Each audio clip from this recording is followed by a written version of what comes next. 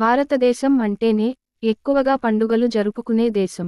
ఇక మన భారతదేశంలో నూతన సంవత్సర వేడుకలు ముగిసిన కొన్ని రోజులకే సంక్రాంతి పండుగ వాతావరణం 3 రోజులు నెలకొంటుంది.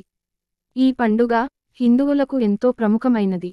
భోగభాగ్యాలతో ఈ పండుగ రోజున లక్ష్మీదేవి ఇంటికి రావాలని, మన ఇంట్లో వెలుగులు నింపాలని ప్రతి ఒక్కరూ కోరుకుంటారు.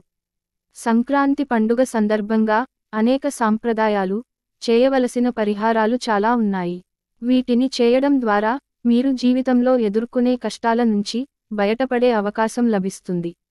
సంక్రాంతి పండుగ రోజు తప్పనిసరిగా కొన్ని నియమాలు పాటించాలి. ఈ పండుగ రోజుల్లో కొన్ని ముఖ్యమైన నియమాలను పాటించడం వల్ల మీ ఇల్లంతా సుఖసంతోషాలతో, సిరిసంపదలతో నిండి ఉంటుంది. మృగశిర రాశి నుంచి మకర రాశిలోకి సూర్యుడు ప్రవేశించిన రోజున ఈ మకర సంక్రాంతిని జరుపుకుంటారు. సంక్రాంతి రోజు నుంచి ఉత్తరాయణ పుణ్యకాలం ప్రారంభమవుతుంది. సంక్రాంతి ముందు రోజున భోగి పండుగ వస్తుంది. భోగి పండుగ రోజు నువ్వుల నూనెతో శరీరానికి మర్దన చేసుకుని స్నానం చేయాలి. అలా చేస్తే ఆయురారోగ్యాలు లభిస్తాయని పండితులు చెబుతున్నారు.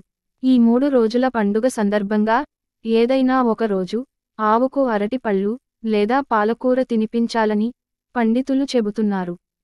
సకల దేవతలు కొలువైన గోవుకు వీటిని తినిపిస్తే మీరు జీవితంలో ఎదుర్కొనే ఆర్థిక కష్టాల నుంచి బయటపడవచ్చు అని పండితులు అంటున్నారు.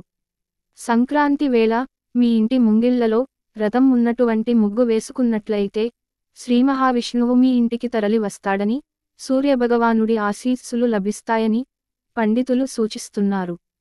సంక్రాంతి రోజున శివుడు, విష్ణువు, లక్ష్మీదేవిని పూజిస్తే చాలా మంచిది. నువ్వులు, బెల్లంతో చేసిన లడ్డూలను దేవునికి నైవేద్యంగా సమర్పిస్తే ఆ దేవతలు సంతోషించి మీపై వరాల జల్లు కురిపిస్తారు.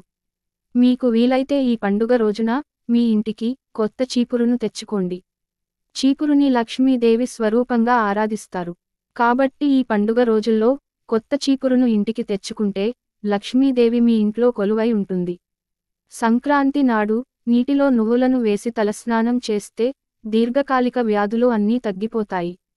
మకర సంక్రాంతి రోజున స్నానం చేసిన తర్వాత మాత్రమే ఆహారం తినాలి. రాత్రి వేళల్లో అన్నం తినకూడదు. వెల్లుల్లి, ఉల్లిపాయలు వంటి పదార్థాలు కూడా సంక్రాంతి రోజున తినకూడదు. ఈ పవిత్రమైన రోజున చెట్లు, మొక్కలను నరికివేయడం మానుకోవాలి. ఎందుకంటే మకర సంక్రాంతి పండుగ ముఖ్య ఉద్దేశం ప్రకృతిని ప్రార్థించి గౌరవించడం. సంక్రాంతి పండుగ రోజున సూర్య భగవానుడికి ఖచ్చితంగా అర్ఘ్యం సమర్పించాలి.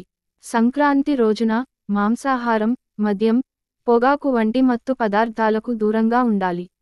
అత్యంత ఘనంగా, అంగరంగ వైభవంగా జరుపుకునే సంక్రాంతి పండుగలో 3వ రోజు కనుమ పండుగగా జరుపుకుంటాము.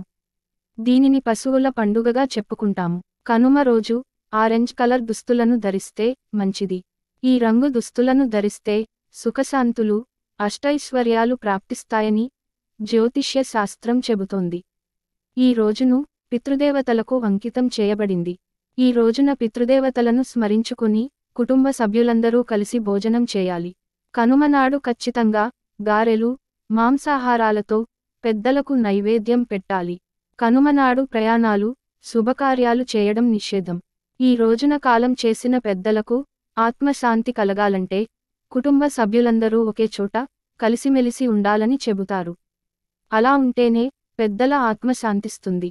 అలా కాకుండా కనుమ పండుగ రోజు ఎవరైనా ప్రయాణాలు చేస్తే వారి ప్రయాణంలో అనుకోని ఇబ్బందులను ఎదుర్కోవాల్సి వస్తుందని చెబుతున్నారు.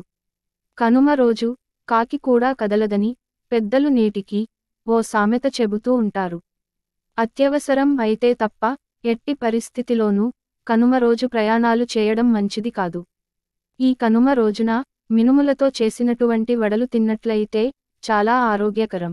కనుమ రోజు అమ్మవారిని పూజించి అమ్మవారికి గారెలను నైవేద్యంగా పెడితే చాలా మంచిది. కనుమ రోజున పెరుగును దానం చేస్తే విశేష ఫలితం పొందుతారు. అలాగే సంక్రాంతి రోజున దానం చేస్తే ఈ సంవత్సరం అంతా దానం చేసిన పుణ్య ఫలం లభిస్తుంది.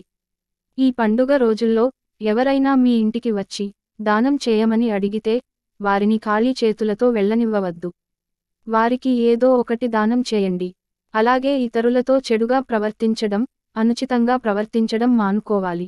సంక్రాంతి పర్వదినం రోజున పేద ప్రజలకు అన్నదానం చేసినట్లయితే వారికి ఆర్థిక కష్టాలు తొలగిపోతాయని పురాణాలు చెబుతున్నాయి. అదే విధంగా సంక్రాంతి పండుగ రోజు ప్రధానంగా పశువులకు పూజ చేసి గోపంచకం ఇంట్లో చల్లుకుంటే సకల అరిష్టాలు తొలగిపోయి మీరు అనుకున్న పనులు సాధ్యమవుతాయి. సంక్రాంతి పర్వదినం రోజు మీరు లక్ష్మీదేవికి పూజ చేసినట్లయితే ఆ మహాలక్ష్మి దీవెనలు తోడై మీరు సకల భోగభాగ్యాలతో తులతూగుతారు.